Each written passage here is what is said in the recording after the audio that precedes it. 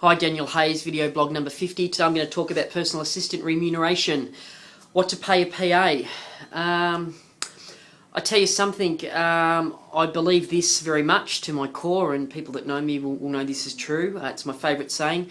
So as I give to this world, so the world will give back to me.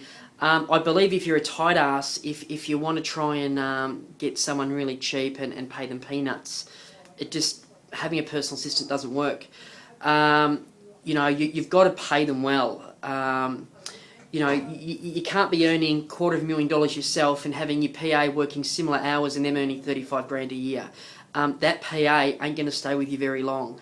And, you know, a lot of agents will say this, but my PA hasn't bought in any listings. But what your PA might have done is given you, as the leader of your EBU, a quality of life. So, for example, you might have every third weekend off or every second weekend off now, or you might have every Sunday off and half day Friday because you've got family. So you've got to put value on that. And there's different PAs for different things, you know. We have people here with a couple of PAs in their team, so administration only, and then they might have a listing and selling PA. I have a PA who's Andy, who lists and sells. So I'll list probably the majority of the stock, but Andy will sell it. And I know when Andy's doing his job, because the half dozen or so listings that I carry at any one time, very rarely would I get called by the vendor. If the vendors are calling me, it means Andy's not doing his job. He's not servicing them well enough. Now, I'm not going to go into say what I pay Andy a year, but he gets a base. It's a good base. And he gets bonuses, and you know I'll tell you what he gets, and this is very similar for a lot of the guys in the office. If he generates a lead that turns into a listing, he'll get a bonus 15%, and if he sells it, he'll get another 10%. And he sells all of my stock, so he knows even if I listed, he won't get the 15. He'll always get a 10% bonus. So I would sell, and again, I'm not really working in sales, but I'd still probably sell 3 or 4 every month.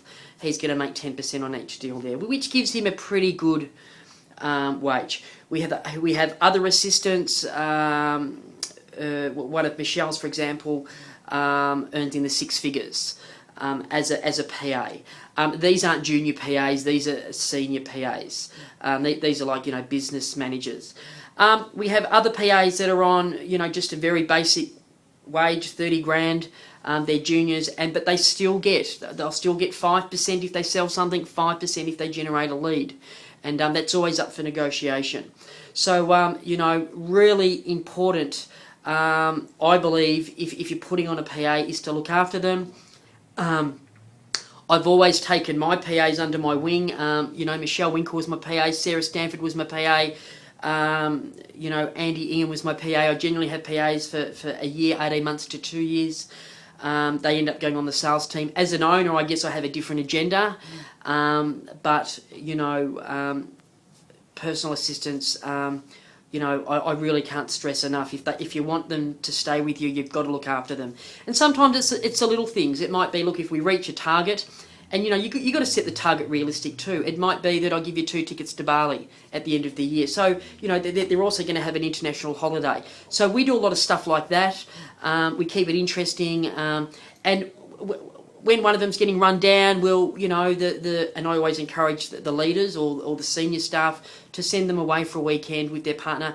Keep them fresh, keep them invigorated, keep them keen, but just look after them. Take them for lunch once a fortnight. All that sort of stuff we try and do here, because they're not earning the big bucks. Some of them aren't, some are, but the majority aren't. They see it as a stepping stone. So although we're creating a great opportunity, I truly believe to my core they've got to be remunerated properly. So that's the video blog for today.